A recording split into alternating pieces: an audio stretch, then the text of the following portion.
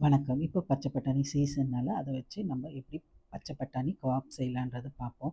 முதல்ல அதுக்கு தேவையான பொருட்கள் வந்து உருளைக்கிழங்கு 2, கேரட்டு 1. இதுக்கு முக்கியமா பச்சை பட்டாணி தேவைன்னால நான் 200 கிராம் பச்சை பட்டாணி எடுத்து வச்சுருக்கேன். என்னோட சேனல இன்னைக்கு தான் நீங்க பார்க்குறீங்கன்னா, சப்ஸ்கிரைப் பண்ணிக்க பெல் ஐக்கான வச்சுருங்க.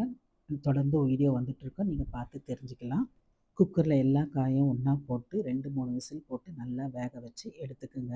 காய் வெந்திருக்கிற நேரத்துல நம்ம வந்து ஒரு பிடி கொத்தமல்லி, ஒரு பிடி புதினா இலை, 2 பச்சை மிளகாய் போட்டு நல்லா விழுதா அரைச்சு மிக்ஸியில அரைச்சு வச்சுக்கோங்க.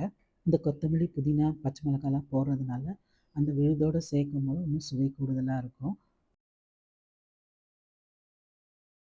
நம்ம வந்து ஏற்கனவே வந்து பொட்டேட்டோ அண்ட் பச்சை பட்டாணிலாம் போட்டிருக்கறனால, இந்த புதினா, கொத்தமல்லிலாம் போடும்போது இன்னும் சுவையும் கூடுதலா இருக்கும். நமக்கும் ஜீரண சத்துக்கு நல்லது. இப்போ வெந்த காய்கறிய வந்து மேஷ் பண்ணுங்க.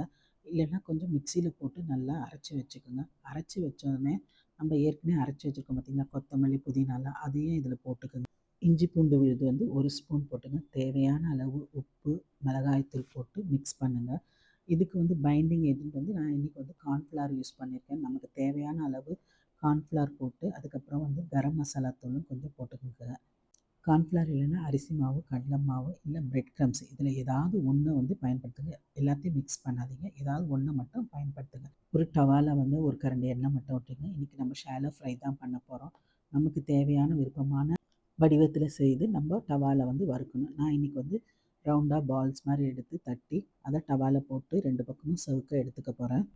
சின்ன பிள்ளைங்களுக்கு இந்த மாரி காய்கறிலாம் சாப்பிடாத பிள்ளைங்களுக்கு வந்து கவாப் செய்து குடுத்தீங்கன்னா, அவங்களும் விரும்பி சாப்பிடுவாங்க. உடலுக்கும் நல்ல சத்து உள்ளது.